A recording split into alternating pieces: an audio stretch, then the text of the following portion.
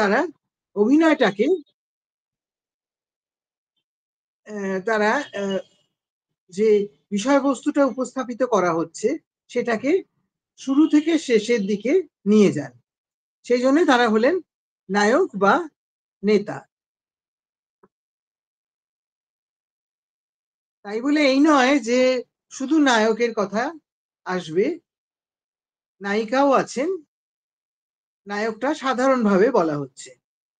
নায়ক এবং নায়িকা এরা কিরকম হবেন, অর্থাৎ গল্পটা কিরকম হবে একটা ক্রাইটেরিয়া, আর একটা হলো নায়ক নায়িকা কেমন হবেন, এবং অন্যান্য কিছু চরিত্রের কথাও থাকে। সেই চরিত্রগুলো কোথায় থাকবে, কোথায় কিরকম থাকবে সেরকমও বলা হয়েছে। আর রস, রস জিনিসটা কি? আমরা রস বলতে কি বুঝি? ফলের রস, রসগোল্লার রস, এগুলো আমরা কি, এগুলো আমরা খাই। হ্যাঁ, তো এগুলো আমরা আস্বাদন করি। তো আমরা তো জানি যে যে সমস্ত আমরা ইন্দ্রিয় দিয়ে যেসব অনুভব করি সেগুলো মধ্যে আছে, যেমন চোখ দিয়ে আমরা দেখি, দর্শন করি, কান দিয়ে শুনি, শ্রবণ করি, ত্বক দিয়ে স্পর্শ করি, ঘ্রাণেন্দ্রিয় দিয়ে আঘ্রাণ করি, এবং রসনা দিয়ে রসন বা আস্বাদন করি। যে কোনো খাবার জিনিস খেতে হলে তার আস্বাদটা ভীষণ গুরুতর, প্রয়োজনীয় জিনিস। আর সেখানে রসের কি প্রসঙ্গ, রসের সঙ্গে কি কিভাবে সেই আস্বাদনের ব্যাপারটা আসছে সেটাতে আমরা পরে আসবো। আপাতত বস্তু এবং নেতা এই প্রসঙ্গ নিয়ে কিছুটা বলছি। আগেই বলেছি যে রূপকগুলোর কথা বলা হয়েছে তার মধ্যে নাটক প্রথম এবং প্রধান। বাকি সবগুলির ক্ষেত্রে নাট্যশাস্ত্রকারেরা অনেকে বলেন বাকিটা নাটকের মতো, কিছুটা বলে তারপর বলেন বাকিটা নাটকের মতো। তার মানে বেসিক ব্যাপারটা সব নাটকের ফর্মুলাতেই হয়, তার মধ্যে কিছু যা ব্যতিক্রম সেইটা খালি তারা উল্লেখ করে দেয়। তো নাটক, প্রথমেই আমরা নাটক নিয়ে আলোচনা করছি। তাহলে যদি আমরা বস্তু বা ইতিবৃত্তের প্রসঙ্গে আসি, ভরত বলছেন নাটকের বিষয়বস্তু বা ইতিবৃত্ত কিরকম হবে। বলছেন প্রখ্যাত বস্তু বিষয়ং প্রখ্যাতোদাত্ত নায়কম চৈব রাজর্ষি বংশে চরিতং তথৈব দিব্যাশ্রয়োপেতম। তার মানে এখানে থাকবে কি, বস্তু বিষয় বা ইতিবৃত্ত যেটার উপর ভিত্তি করে নাটকের কাহিনীটা গড়ে উঠেছে সেটা হলো প্রখ্যাত, প্রসিদ্ধ, যেটা সবাই জানবে। আর প্রখ্যাত উদাত্ত নায়ক, নায়ক হবেন প্রখ্যাত এবং যাকে বলা হয় ধীরোদাত্ত নায়ক। সে প্রসঙ্গে ধীরোদাত্তের কথায় পরে আসছি। নৃপতিনাং যচ্চরিতং নানা রসভাব চেষ্টিতং বহুধা সুখ দুঃখ উৎপত্তি কৃতং ভবতি হি তন্নাটকম। এবং এর মধ্যে রাজাদের যা কিছু তাদের জীবনচরিত, তাদের যেসব কার্যকলাপ, সে তার মধ্যে নানা রকম রস এবং ভাব, তাদের নানা রকম কাজকর্ম, এইসব দিয়ে সুখ দুঃখ ইত্যাদি দিয়ে নাটক রচিত হয়। তো যেটা আগের দিন আমাদের আলোচনা হচ্ছিল, রীতা বলেছিল যে নাটকের মধ্যে রাজাদের কথা থাকে, কোথাও কোথাও দেবতাদের কথা থাকে, কিন্তু রাজাদের কথাই বেশি থাকে। এটা নাটকের কথা বলছি, কিন্তু আমি অন্য রূপকগুলোর কথায় এখনো আসিনি। তো নাটকের ইতিবৃত্ত তাহলে বা বিষয়বস্তু হবে কি, প্রখ্যাত বা প্রসিদ্ধ, যেটা সবাই জানবে। তো কেন জানলে কি সুবিধা হবে? অনেক সময় আমরা দেখি যে যে গল্পটা আমরা জানি সেই কাহিনীটা যদি নাটকে বা সিনেমায় দেখানো হয় আমাদের পক্ষে সেটা ফলো করতে অনেক সুবিধে হয়। সেই জন্যে এটা নাটকের ক্ষেত্রে, যেখানে নাটক যারা দেখছে তারা উপভোগ করবে। এখন এই যে বলা হচ্ছে যে বিষয়বস্তুর কথা যেটা প্রসিদ্ধ হবে, প্রসিদ্ধ বস্তুটা কোথা থেকে পাবো আমরা? বিষয়বস্তু প্রসিদ্ধ বা সবার জানা হতে গেলে সেটা, সেই কাহিনীটা আমরা কোত্থেকে পাবো? শ্রী শঙ্কুক নামে নাট্যশাস্ত্রের একজন টিকাকার ছিলেন। তার সব গ্রন্থ পাওয়া যায় না, কিছু কিছু অংশ তার অভিনবগুপ্তের টিকার মধ্যে পাওয়া যায়। তিনি বলছেন প্রখ্যাত মানে ভারতাদিতে যে বিষয়বস্তু পাওয়া যায়। ভারতাদি মানে ভারত বলতে এখানে মহাভারতকে বোঝানো হচ্ছে। মহাভারত প্রভৃতিতে যার এই বিষয়বস্তুগুলো পাওয়া যায়। ভারত প্রভৃতি মানে মহাভারত, রামায়ণ, পুরাণ, এইসব জায়গাতে যেসব কাহিনী রয়েছে সেইগুলো ভিত্তি করে নাটক রচনা করতে হবে। এখন আবার নায়কও কিরকম হবেন? নায়কও প্রসিদ্ধ, তার সম্বন্ধেও সকলে জানবেন। যেমন অভিজ্ঞান শকুন্তলম নাটকে আমরা দেখছি নায়ক হচ্ছেন দুষ্যন্ত। দুষ্যন্ত হচ্ছেন, এই কাহিনীটা প্রসিদ্ধ, দুষ্যন্ত শকুন্তলার কাহিনী মহাভারতে রয়েছে, সেখান থেকেই গ্রহণ করা হয়েছে, কিন্তু তার মধ্যে ব্যতিক্রম করা হয়েছে। যাই হোক, সেটা অন্য প্রসঙ্গ, সে প্রসঙ্গে এখন আসছি না। এবং নায়কও প্রসিদ্ধ, অর্থাৎ দুষ্যন্ত প্রসিদ্ধ নায়ক, তার নামে নাম সবাই জানে। আবার ভবভূতির উত্তরামচরিতের কাহিনী নেওয়া হয়েছে রামায়ণ থেকে, সেখানেও ব্যতিক্রম হয়েছে, সে প্রসঙ্গ এখন ঠিক ঠিক এই মুহূর্তে হচ্ছে না। এবং সেখানেও নায়ক হচ্ছেন রাম, তিনিও প্রসিদ্ধ নায়ক। এরা হলেন প্রসিদ্ধ এবং ধীরোদাত্ত নায়করা। 4 রকমের হবে, সবাই ধীর, হ্যাঁ, অধীর কেউ নন। ধীরোদাত্ত, ধীরোদ্ধত, ধীর প্রশান্ত এবং ধীর ললিত। নায়ক যিনি, তাকে ধীর হতেই হবে, মানে সব অবস্থায় যত রাগারাগি করুন বা যাই হোক, যত শোক দুঃখই পান, তার মধ্যে ধীরত্ব থাকবে। কিন্তু তার মধ্যে অ্যাডেড হবে কি, কেউ উদাত্ত, কেউ উদ্ধত, কেউ প্রশান্ত এবং কেউ ললিত। তারা নানান প্রকারের নায়ক, নানান রকমের রূপক উপরূপকে থাকবেন। এখন এই যে ধীরোদাত্ত নায়কের কথা বলা হচ্ছে, নাটকের নায়ক হবেন ধীরোদাত্ত। তিনি কেমন হবেন? সেই নায়কের কি কি গুণ থাকবে? তিনি হবেন মহাসত্ত্ব, অর্থাৎ শোক, ক্রোধ ইত্যাদির দ্বারা অভিভূত হবেন না। তার জীবনে শোক আসবে, ক্রোধ আসবে, কিন্তু সেগুলিকে তিনি, তার দ্বারা অভিভূত হবেন না, সেগুলিকে তিনি জয় করতে পারবেন। তিনি গম্ভীর প্রকৃতির হবেন, গভীর প্রকৃতির হবেন, ক্ষমাশীল হবেন, কখনো আত্মপ্রশংসা করবেন না।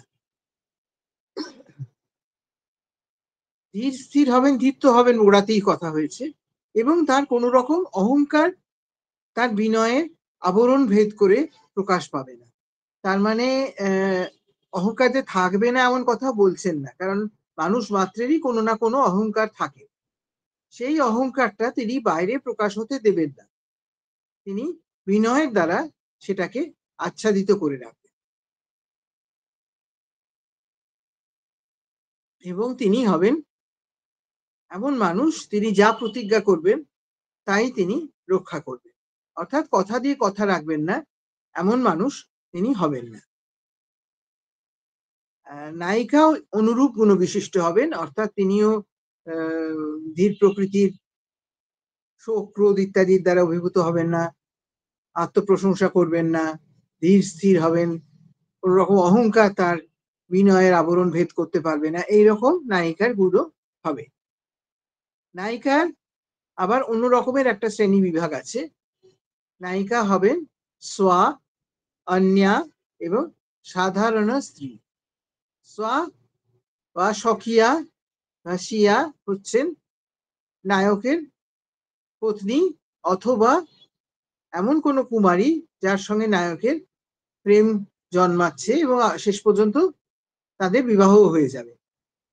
অন্যা হচ্ছেন পরকীয়া নায়িকা, এবং সাধারণ স্ত্রী হলেন গণিকা। এরাও কিন্তু নায়িকা হতে পারতেন। নাটকের ক্ষেত্রে কিন্তু স্বকীয় নায়িকার ব্যাপারই বেশি। স্বকীয় নায়িকা 3 প্রকার হন: মুগ্ধা, মধ্যা এবং প্রগল্ভা। মুগ্ধা হচ্ছেন কিশোরী, লজ্জাশীলা, মৃদু স্বভাব। সাধারণত প্রথম প্রেমে পড়ছেন যেসব নায়িকা, যেমন শকুন্তলা, তারা এই রকম হয়ে থাকে। আর এধারে মধ্যা নায়িকা, তিনি হলেন যৌবনবতী, বাসনাময়ী, প্রগল্ভা হচ্ছেন পূর্ণ যৌবনা, মানিনী, প্রেমের বিষয়ে অভিজ্ঞা। এদের আমরা এই মুহূর্তে পাচ্ছি না। আর গণিকা হচ্ছেন কলা নিপুণ, প্রগল্ভা এবং বুদ্ধিমতী। নাটকে অবশ্য যেটা বললাম শিয়া নায়িকাই মেলে, সেখানে অধিকাংশ ক্ষেত্রে মুগ্ধা, যদিও তার একটি শপথনী অর্থাৎ রাজার অন্য রানী যারা থাকেন তাদেরও সেখানে অস্তিত্ব থাকে, হয় তাদের দেখা যায় মঞ্চে, না হলে তাদের উপস্থিতি অনুভব করা যায়। অভিজ্ঞান শকুন্তলম নাটকে যারা পড়েছেন বা দেখেছেন তারা বুঝতে পারবেন যে এর মধ্যে আমরা দেখছি যে রাজা দুষ্যন্ত যখন শকুন্তলার কথা ভুলে গেছেন, তার নিজের অন্তঃপুরে যখন তিনি ঘুরে বেড়াচ্ছেন, তখন তিনি শুনলেন তার এক মহিষী হংসপদিকা তিনি গান করছেন যে হে মধুকর, তুমি নবমধুর আস্বাদ ভালোবাসো, তুমি চ্যুতমঞ্জরীকে একবার চুম্বন করে তারপর কমলের নিবাসে তুমি আশ্রয় নিলে, তুমি আর সে চ্যুতমঞ্জরীকে মনে রাখলে না। তখন রাজার মনে হলো যেন কি একটা ভুলে গেছি, কি যেন একটা মন কেমন করছে, এরকম একটা অনুভূতি হলো। যাই হোক, এই হংসপদিকা এক রানী ছিলেন, তাকে মঞ্চে দেখা যায় না, এবং আরেক রানীর নামও আমরা শুনতে পাই, তিনি বসুমতী, তাকেও আমরা মঞ্চে দেখতে পাই না, কিন্তু তার উল্লেখ পাই। অন্যদিকে কালিদাসেরই বিক্রমোর্বশী নাটকে ঔশিনরী হচ্ছেন রাজার মহিষী এবং রাজার প্রেয়সী হচ্ছেন উর্বশী, অপ্সরা উর্বশী। এখানে আমরা ঔশিনরীকে অবশ্য মঞ্চে দেখতে পাই। এছাড়া আমরা দেখেছি এতে ভাসের স্বপ্ন বাসব দত্তায় দেখেছি, সেখানে রাজা নববিবাহিতা বধূ হচ্ছেন পদ্মাবতী, তিনি ওই রকম মুগ্ধা, কিন্তু তার পূর্ব মহিষী বাসব দত্তা, রাজা যাকে মনে করছেন মৃত, তাকে আমরা পাচ্ছি কিন্তু অনেক পরিপূর্ণ ভূমিকায়। যাই হোক, এইরকম নায়িকা হয়ে থাকেন।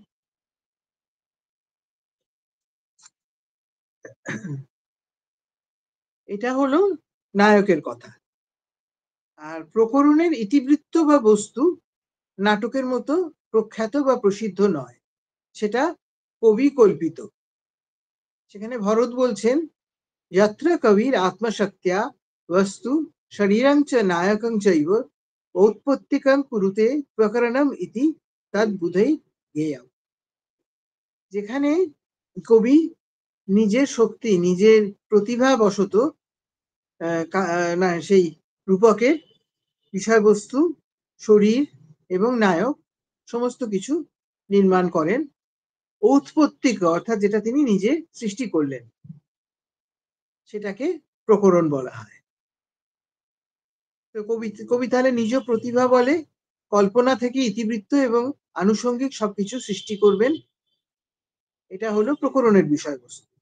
এবং এই বৈশিষ্ট্যগুলি ছাড়া নাটকে আর প্রকরণে গঠনগত কোনো পার্থক্য নেই, এই কথাই কিন্তু ভরত বলেছেন।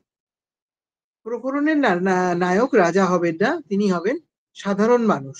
এই কথা সেদিন রীতা আপনাদের বলেছে। রাজা, রাজপুত্র, দেবতা এরকম নায়ক হবেন না। প্রকরণের নায়ক হবেন ব্রাহ্মণ, বণিক, সচিব, পুরোহিত, অমাত্য, সওদাগর, যাকে স্বার্থবাহ বলা হয়েছে, এরকমই কিছু হবেন। তিনি হবেন ধীর ও প্রশান্ত নায়ক। আমরা ধীরোদাত্ত নায়কের বৈশিষ্ট্য দেখলাম, তিনি একটু মানে তার মধ্যে বীরত্ব, একটু আধিপত্য, এইসব গুলো থাকবে, কিন্তু ধীর প্রশান্ত নায়ক হবেন কিরকম, তার মধ্যে বিনয়াদি সাধারণ সব নায়কের গুণ থাকবে, কিন্তু তিনি তার মধ্যে ওই রাজা যদি নায়ক হন, তার মধ্যে যে বিজিগীষা অর্থাৎ জয়ের ইচ্ছা থাকে, সেইটা আমরা ধীর প্রশান্ত নায়কের মধ্যে পাই না। আর প্রকরণে নায়িকা হতে পারেন কুলস্ত্রী বা গণিকা বা উভয়ই। এই উভয় নায়িকা যেখানে থাকেন, যেখানে কুলস্ত্রী এবং গণিকা দুজনেই নায়িকা, সেটাকে বলা হয় সংকীর্ণ প্রকরণ। সংকীর্ণ মানে মিক্সড, সংকীর্ণ মানে আমরা মনে করি সরু, এই সংকীর্ণ রাস্তা দিয়ে যাওয়া, সরু রাস্তা দিয়ে যাওয়া, তা কিন্তু নয়। সংকীর্ণ মানে এখানে সংকর ঘটেছে, দন্ত স অনুস্বার ক র, তার মানে মেশানো, মেলানো মেশানো। তো আমাদের একটু এই প্রসঙ্গে আলোচনা হয়েছিল শূদ্রকের মৃচ্ছকটিক প্রকরণে। এখানে নায়ক হচ্ছেন চারু দত্ত, তিনি ব্রাহ্মণ এবং বণিক, এবং এখানে দুজন নায়িকা আমরা পাচ্ছি। একজন হচ্ছেন চারু দত্তের পত্নী ধূতা, আরেকজন প্রধান নায়িকা যিনি, তিনি হলেন গণিকা বসন্ত সেনা। যে সংকীর্ণ প্রকরণ যেগুলো, সেখানে কিন্তু অনেক যাকে বলে নিজ চরিত্র দেখা যায়, যেমন জুয়ারি, ধূর্ত, বিটো। বিটো মানে কি, আমরা যাকে আগে বলতাম কাপ্তেন, তারা ওই পয়সাওয়ালা লোকেদের সঙ্গে সঙ্গে ঘুরে তাদের যা উপভোগের বস্তু সেগুলো সেখান থেকে লাভ করার চেষ্টা করে। এই হলো বিটের কাজকর্ম। তো এইসব প্রকরণে সাধারণ মানুষের জীবনযাত্রা, সামাজিক অবস্থান অনেকটা আমরা পাই। এরকম মৃচ্ছকটিকের মতন প্রকরণ কিন্তু আর বিশেষ চোখে পড়ে না, ওই একটাই রয়েছে, এবং সেখানে খুব সুন্দরভাবে সাধারণ মানুষের জীবন চিহ্নিত হয়েছে, অঙ্কিত হয়েছে, যেটা ভোলা যায় না। বস্তু আর নেতা হলো, এবার আসছে রস। রস, ভরত অঙ্গীকার করেছেন 8টি রস। শৃঙ্গারটা হলো প্রেম, বেসিক্যালি প্রেম। বীর, হাস্য, করুণ, রৌদ্র, অদ্ভুত, বীভৎস, ভয়ানক। এখন রস বলতে আমরা কি বুঝছি?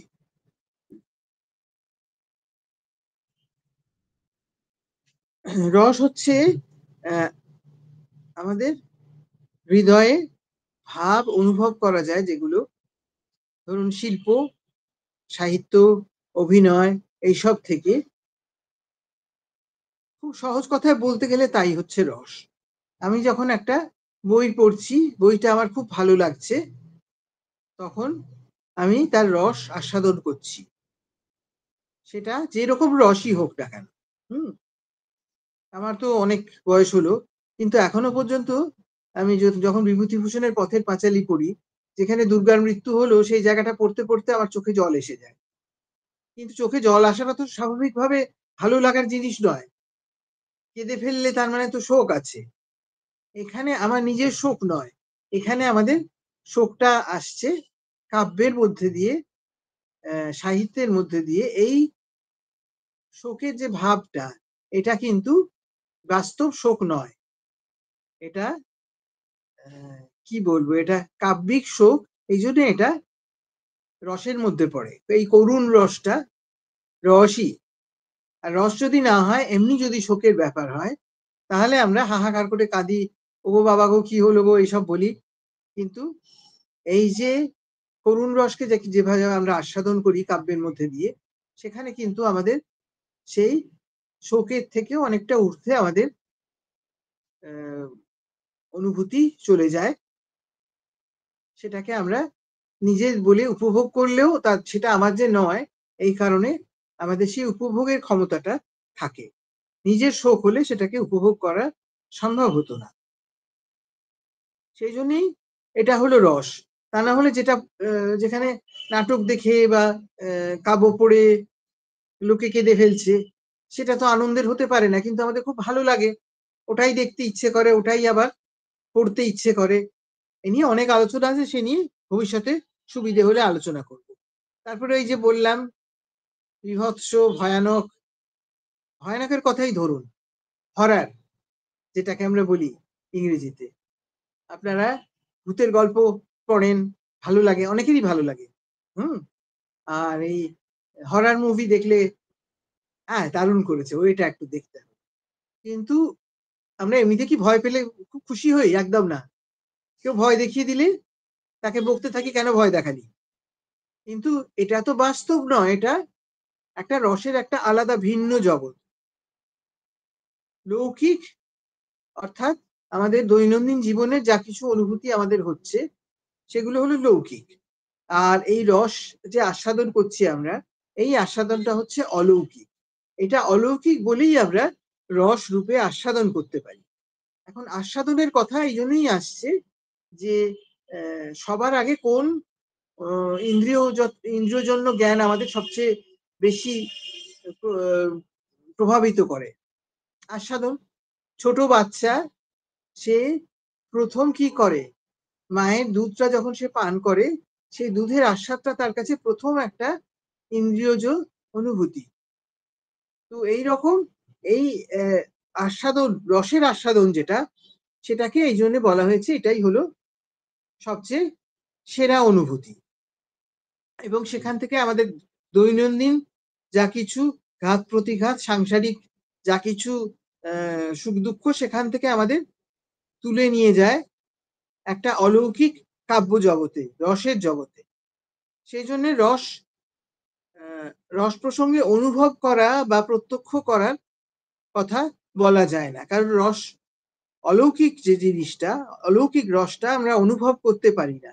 আমাকে যদি কেউ চিমটি কাটে আমি সেটা অনুভব করতে পারি, কিন্তু কাব্যে আমি যেটা পড়ি সেটা ওরকম ফিজিক্যালি আমি অনুভব করতে পারি না, এবং সেটাকে প্রত্যক্ষ করছি এটা এই কথাটাও বলা যায় না। সেই জন্য রস কিভাবে আমরা পাই, রসের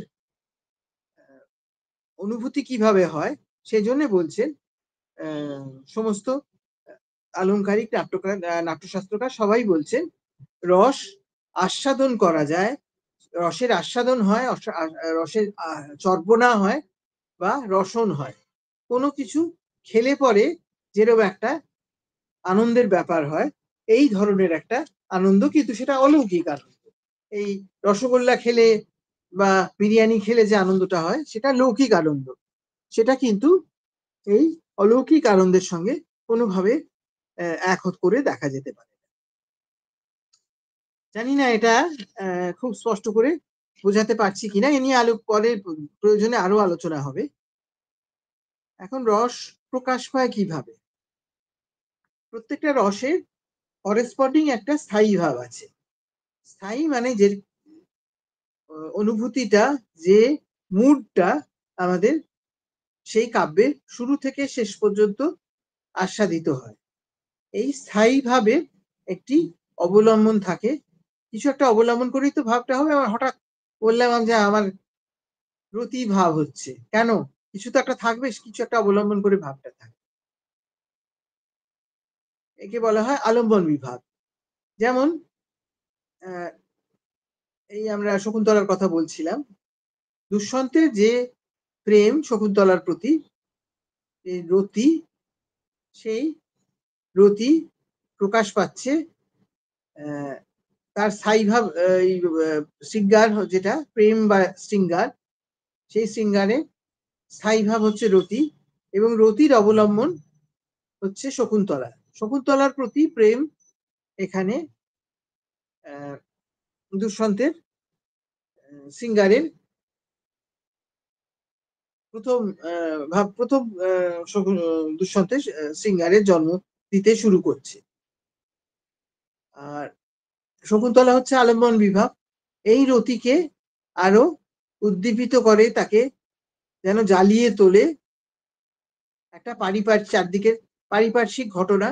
যেমন আমরা শকুন্তলায় দেখি নববালিকা লতা, কোকিলের পূজন ইত্যাদি, এগুলো হলো উদ্দীপন বিভাব। এই সব মিলেমিশে সমগ্র অখণ্ড রসের আস্বাদন হয়। এর সঙ্গে আরেকটা জিনিস থাকে, যেটা হচ্ছে, যেটাকে বলা হয় ব্যভিচারী বা সঞ্চারী ভাব। স্থায়ী ভাবের থেকে ভিন্ন সেটা কেন না, যেটা স্থায়ী হয় না, স্থায়ী নয় বলেই সেটা ব্যভিচারী বা সঞ্চারী, সেটা আসে যায়। শকুন্তলা নাটক যদি পড়েন বা দেখেন বা শোনেন, সেখানে দেখবেন যে দুষ্যন্ত শকুন্তলার প্রেম ছাড়াও আরো অন্য জিনিস আছে। সেখানে বিদূষকের হাস্য কৌতুক আছে, কাজে সেখানে ওই হাস্য ব্যভিচারী ভাব হিসেবে আসতে পারে, এবং রাজা যেখানে আক্ষেপ করছেন সেখানে শোক একটা ব্যভিচারী ভাব রূপে আসতে পারে। এরকম অনেক কিছু, এগুলো আসে এবং যায়। এগুলো না থাকলে শুধু একটা ভাবই অনুভব করতে থাকলে বা আস্বাদন করতে থাকলে একঘেয়ে হয়ে যাবে। তো এইসব মিলেমিশে একটা সমগ্র অখণ্ড রসের আস্বাদন ঘটে। ভরত এর তুলনা করেছেন ব্যঞ্জনের সঙ্গে। কেউ রান্না করছে ব্যঞ্জনে নুন, চিনি, নানা রকম মশলাপাতি, ফোড়ন এইসব দিয়ে রান্না করা হচ্ছে। কিন্তু খাবার সময় আমরা কি আলাদা, আলাদা করে সেগুলোর আস্বাদন করতে পারি? এই এখন হলুদ খাচ্ছি, এখন চিনি খাচ্ছি, এখন নুন খাচ্ছি, এখন জিরে ফোড়ন খাচ্ছি, এরকম তো আমরা বুঝতে মনে করি না। আমরা তো পুরো জিনিসটাই অখণ্ডভাবে আস্বাদন করি।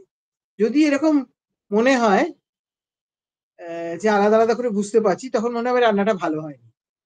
রান্না যদি ভালো মতন হয় তাহলে কোনো কিছু আলাদা করে বোঝা যাবে না। তেমনি রস যখন আমরা আস্বাদন করি তখন সেখানে কোনো রকম আলাদা করে এইটা আলম্বন বিভাব, এটা উদ্দীপন বিভাব, এটা স্থায়ী ভাব, এটা ব্যভিচারী ভাব, এরকম করে ভাববার অবকাশ থাকে না। এই অ্যানালাইসিস গুলো পরে আমরা করতে পারি, কিন্তু পড়বার সময় বা দেখবার সময় এই অনুভূতিগুলো থাকে না। আবার অনেক টিকাকার পানক রসের সঙ্গে উদাহরণ দিয়েছেন। পানক রস এক ধরনের ড্রিঙ্ক, তার মধ্যে অনেক রকম মশলাপাতি মেশানো হয়। সেগুলোর আস্বাদন আলাদা, আলাদা করে আমরা করতে পারি না। মনে করুন সিদ্ধির শরবত, তার মধ্যে সিদ্ধি থাকে, দুধ থাকে, অনেক কিছু থাকে জিনিসপত্র যার জন্যে জিনিসটা সুস্বাদু খেতে হয়। শুধু সিদ্ধির স্বাদের জন্যে লোকে এটা খায় না।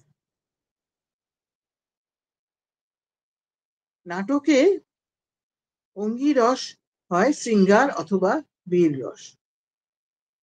তো আমরা যে দেখছি যে দুটো নাটক নিয়ে প্রধানত আলোচনা করলাম, অভিজ্ঞান শকুন্তলম এবং উত্তরাঞ্চরী, এই দুটোর মধ্যেই আমরা শৃঙ্গার রসকে অঙ্গিরস প্রধান রস হিসেবে পাচ্ছি। প্রকরণে কিন্তু শুধুই শৃঙ্গার রস পাওয়া যায়, তবে এগুলো কোনো বাধা নিয়মের নিগড় নয়। পরবর্তীকালে আমরা দেখেছি অনেকবার এর ডানা ব্যতিক্রম হয়েছে। অর্থাৎ এইরকম একটা নাটক লেখা হয়েছে যে নাটকটার মধ্যে হয়তো এই সব নিয়মগুলো খাটছে না, কিন্তু কেউই সেটা নিয়ে অতটা মাথা ঘামান না।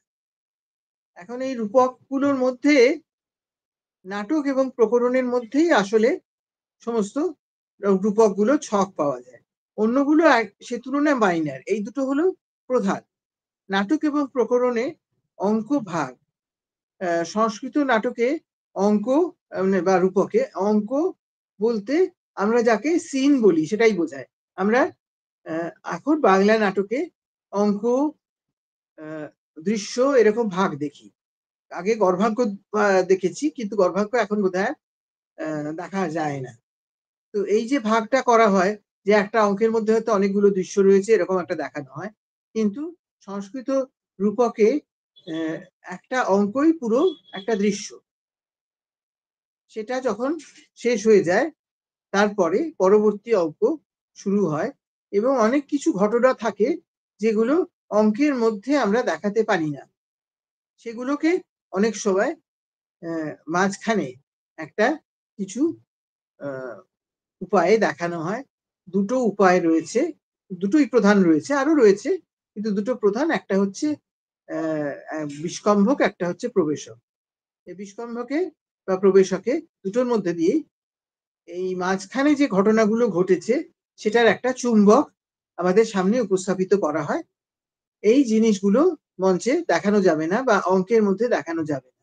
যেমন যুদ্ধ, যুদ্ধ অঙ্কের মধ্যে দেখানো যায় না, এটা নিষিদ্ধ। কেন না, এগুলো যুদ্ধ দেখানো আমরা জানি যে যাত্রায় সব আমরা দেখেছি, যুদ্ধের দৃশ্য একটা দারুণ এনজয়েবল ব্যাপার, এবং নাটকেও আমরা যুদ্ধ হতে দেখেছি। আর শেক্সপিয়ারের নাটক যদি পড়েন, প্রচুর যুদ্ধ আছে। হ্যামলেট নাটকে তো সব মারপিট করে শেষকালে মরেই গেল একগাদা লোক। তো এই জিনিসটা কিন্তু সংস্কৃত রূপকের ক্ষেত্রে চালু ছিল না। এগুলো নিষিদ্ধ করা হতো। তার প্রধান কারণ হচ্ছে এই যে একটা বললাম যে মঞ্চে দেখানোর অসুবিধে আছে। আগে তো মঞ্চ সজ্জা অন্যরকম হতো, সেখানে এইভাবে যুদ্ধ টুদ্ধ দেখানো সত্যি একটা সমস্যার ব্যাপার ছিল, সেটা ওইভাবে দেখানো যেত না। আর যুদ্ধ হচ্ছে এটা খালি নেপথ্য থেকে লোকে বলতো যে এইভাবে যুদ্ধ হচ্ছে, বা প্রবেশক বা বিষ্কম্ভকের মধ্যে বলতো এই হয়েছে যুদ্ধ, এরকম ভাবে হয়েছে।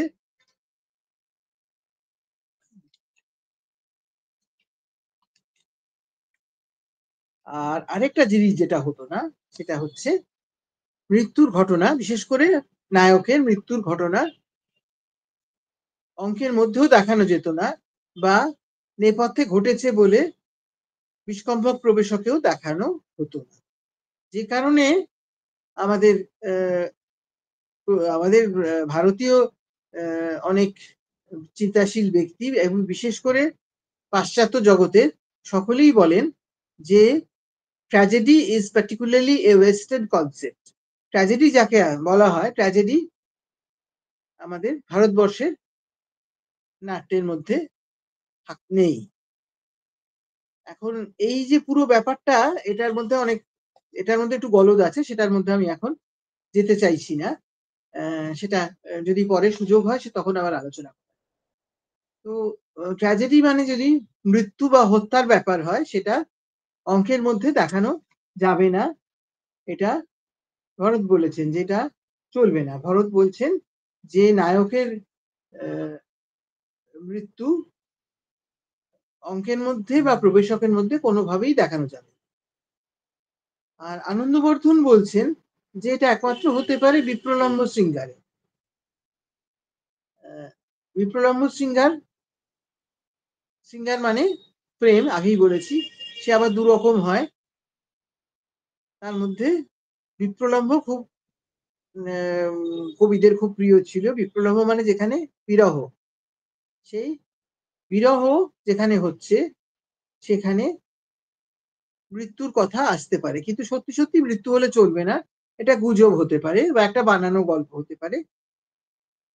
আর করুণ রসে অবশ্য মৃত্যুর কথা আসতে পারে, কারণ সেখানে একবার যার মৃত্যু হয়েছে বা যে সরে গেছে একবারে, সে আর ফিরে আসার সম্ভাবনা নেই।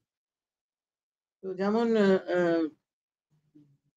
আনন্দবর্ধন বলছেন যে অজয় এবং ইন্দুমতির যে কাহিনী, আপনারা তো জানেন যে ইন্দুমতির বিরহে অজয় একবারে কিরকম পাগলের মতন হয়ে গিয়েছিলেন, তার বিলাপ আমরা সবাই পড়েছি। সেটা কিন্তু সেখানে একটা ব্যাপার রয়েছে, যে পুনর্মিলনের একটা সম্ভাবনা রয়েছে, যে আবার তাদের মিলন হবে স্বর্গে বা পরজন্মে, এই ইঙ্গিতটা আমরা আগাগোড়া পাচ্ছি। কিন্তু অভিনব অন্য দিক থেকে বলছেন, অভিনবত্ব বলছেন যে মৃত্যু যদি দেখানো হয় মঞ্চের ওপরে অঙ্কের মধ্যে, তাহলে সেখানে কিভাবে দেখানো হবে? দু রকম মৃত্যু হতে পারে। একটা হচ্ছে ওই কোন রকম বাইরের কোনো কারোর চেষ্টায় বা অপচেষ্টায় মৃত্যু হলো, যেমন চক্র দিয়ে দৈত্যের মাথা কেটে ফেলা হলো, অথবা ব্যাধি থেকে মৃত্যু হতে পারে। তো এই একই কথা সারদা তনয় বলছেন তার ভাবপ্রকাশে। তিনি বলছেন ব্যাধি থেকে মৃত্যু, আর অভিঘাতের থেকে মৃত্যু। অভিঘাত মানে আঘাত করে বা ওই গলা কেটে বা ওরকম করে মৃত্যু ঘটায়। তো কেউ কেউ মনে করতেন যে ভরত যে নিষেধ করেছেন যে মৃত্যু দেখানো যাবে না অঙ্কের মধ্যে, সেটা ওই প্রথম প্রথম জাতীয় এই মৃত্যুর ব্যাপারে খাটে, অন্যটা না। কিন্তু অভিনবগুপ্ত বলছে যে মৃত্যু তো মৃত্যুই, সেটা যে কারণেই হোক, অভিঘাতের জন্যই হোক বা ব্যাধির জন্যই হোক, সেটাকে তো আমরা মৃত্যুই বলবো। তো কোনোটার মধ্যেই কিছু তফাৎ নেই, দুটিই মৃত্যু। কিন্তু সমস্যাটা যেটা হচ্ছে, যেটার কথা অভিনবগুপ্ত বলছেন এবং যেটা আমাদেরও মনে হয়, সেটা হচ্ছে যে একটা লোক তো মরে গেল স্টেজের উপর, হ্যাঁ? তারপর কি হবে? তখন তো পর্দা-টর্দা ছিল না। যে পর্দা ফেলে দেওয়া হলো, তারপর সেই মৃত আ ব্যক এ তথাকথিত মৃত ব্যক্তি, সে অভিনেতা, সে হামাগুড়ি দিয়ে উঠে রিংস এর মধ্যে চলে গেল। এটা তো করা যাবে না। দেখা যাচ্ছে সামনে একটা মড়া পড়ে আছে। তাকে কি করে সরানো হবে? শেক্সপিয়ারের নাটকে আমরা দেখেছি, শেক্সপিয়ার তো আ সে সময় তো নাটকে ওই পর্দা-টর্দার ব্যাপার ছিল না। সেখানে ওই দেখানো হতো যে নাটকের কুশীলবেরাই ওই ব্যক্তিকে ধরাধরি করে তুলে নিয়ে চলে গেল। কিন্তু এখানে সেসব কথা বলছেন না। তিনি বলছেন যে অ্যা বিশেষত আমাদের মধ্যে যাদের কিছুমাত্র অভিনয়ের অভিজ্ঞতা আছে, আমরা জানি যে স্টেজের উপর মরা সেজে পড়ে থাকাটা খুব চাপের। একটু হাঁচি এলো বা একটু সুড়সুড়ি লাগলো, বসা বসলো গায়ে, এগুলো মানে কন্ট্রোল করা খুব মুশকিল। যাই হোক, এই হলো একটা সমস্যা। আরেকটা সমস্যা হচ্ছে যে মঞ্চের উপর যদি একটা মৃতদেহ পড়ে থাকে, তাহলে যখন নাটকটা শেষ হবে, নাটক শেষ হবার সময় কিছু আ মাঙ্গলিক অনুষ্ঠান করতে হয়, গান-টান অনেক কিছু করতে হয়। মন্ত্রপাঠ, গান-টান করতে হয়। সেই সময় যিনি সাবাজিক, অর্থাৎ অডিয়েন্স এর মধ্যে যারা আছেন, তাদের অস্বস্তি লাগবে। এই সমস্ত গান-টান এইসব হচ্ছে, তার মধ্যে একটা লোক মরে পড়ে আছে। কাজেই স্টেজের উপরে মরা দেখানো চলবে না। একমাত্র দেখানো যেতে পারে যদি আবার ওই নাটক শেষ হবার আগেই সেই ব্যক্তি বেঁচে ওঠে, জেগে ওঠে।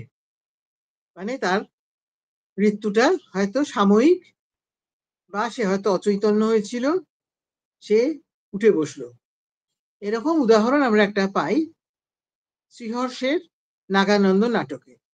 সেখানে জীমূতবাহন, যিনি কিনা আসলে বোধিসত্ত্ব, তার কাহিনী। তিনি গিয়েছিলেন, তিনি নিজের রাজ্য ছেড়ে চলে গিয়েছিলেন বৃদ্ধ পিতামাতাকে নিয়ে। কারণ তার রাজ্য আক্রমণ করতে আসছে তাদেরই জ্ঞাতি শত্রু। তিনি ভাবলেন যে আমি যুদ্ধ করতে পারি, কিন্তু যুদ্ধে তো অনেকগুলো প্রাণ যাবে।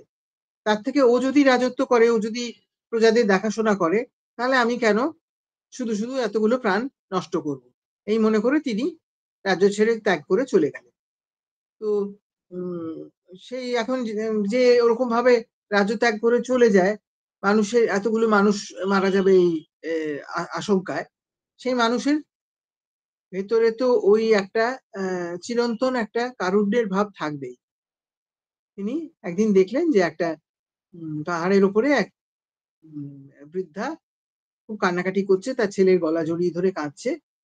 আর তার ছেলে মাকে সান্ত্বনা দেবার চেষ্টা করছে। তখন জীমূতবাহন তাদের কাছে গিয়ে জিজ্ঞাসা করলেন, "কি হয়েছে?" তখন তিনি শুনলেন যে ওই যে যুবকটি, সে হলো নাগ। তার নাম শঙ্খচূড়, এবং তার মা তাকে বাধা দিতে এসেছেন। গরুড় একটা সময় সমস্ত নাগেদের খেয়ে ফেলছিলেন। সেই পৌরাণিক কাহিনী তো আপনারা জানেন। তখন বাসুকি তার সঙ্গে একটা ডিল করলেন যে রোজ একটা করে নাগ তিনি গরুড়কে খেতে দেবেন। গরুড় আর অন্য সাপেদের তাহলে ডিস্টার্ব করবেন না। তো ঐদিন শঙ্খচূড়ের পালা পড়েছে।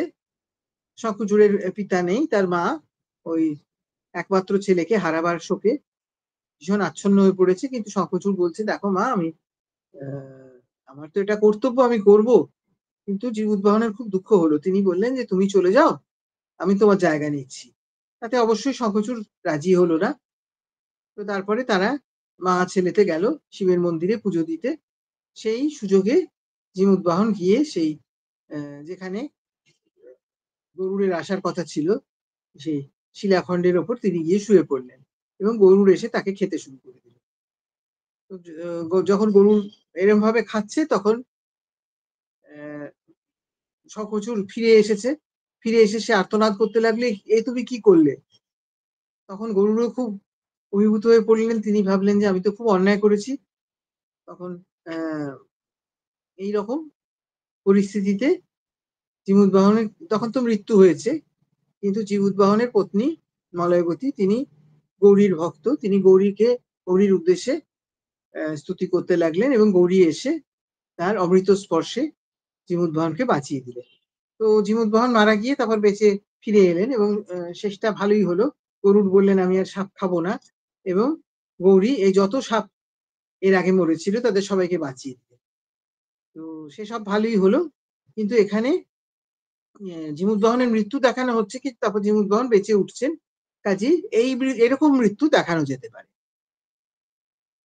তারপরে আরেকটাও সমস্যা হচ্ছে যে কি করে মৃত্যুটা দেখানো হবে, অভিনয় করে কি করে দেখানো হবে, এই সমস্যাটা কিন্তু থেকেই যাচ্ছে। এটা নিয়ে সারদা তনয় খুব চিন্তায় পড়েছিলেন যে কি করে এটা অভিনয় করে দেখানো যায়। যাই হোক, এইসব এইরকম একটা আলোচনা, এইগুলোর কথা এর আগের দিন রীতা আমাকে স্মরণ করিয়ে দিয়েছিল। তা এগুলো একটু বললাম, কিন্তু এখনো আমাদের আলোচনা মোটেই শেষ হয়নি, এখনো অনেক বাকি আছে। তো আজকে এই পর্যন্ত বলে থামছি। আর যার যা কিছু বক্তব্য আছে, প্রশ্ন করার আছে, মন্তব্য করার আছে, যদি এখন করেন খুব ভালো হয়।